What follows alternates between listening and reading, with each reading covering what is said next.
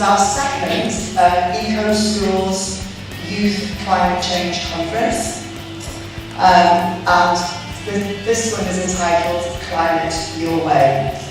And what the aim of the day is to supply you and to share with you information and resources that will help you motivate you, enable you to plan, to develop and to deliver a climate change day of action in your own schools and in your wider communities as you work beyond your school gates. As Minister for the Environment in Wales, which gives me the responsibility of making sure that we play our part in tackling the challenges of climate change.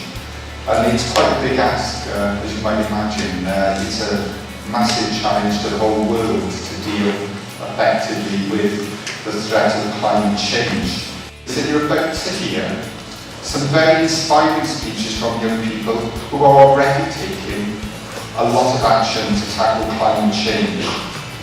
These young people are no different to any other young people in Wales, but they are very committed to wanting to make a difference, to play their part in helping to create a sustainable Wales. I think it was when somebody first understood that climate change was an issue and that there was a potentially if you added carbon dioxide to the atmosphere, that it would have an impact on the climate. How long ago? Any guesses? Well, interestingly, the first person, John Tyndall, first wrote a paper about climate change and the potential for CO2 to cause changes in the climate in the 1870s. So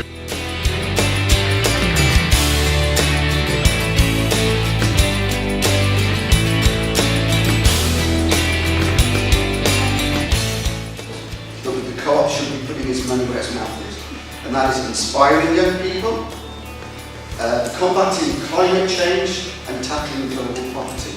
So that's one of the reasons why we're here, because that's one of the reasons why we support fair trade. That's tackling global poverty.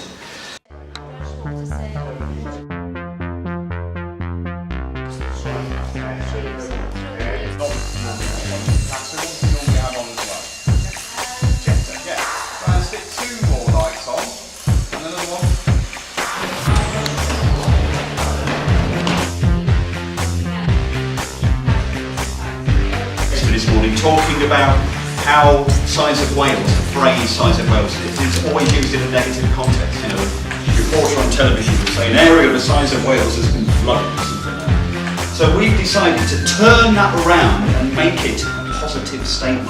So we are looking to save 2 million net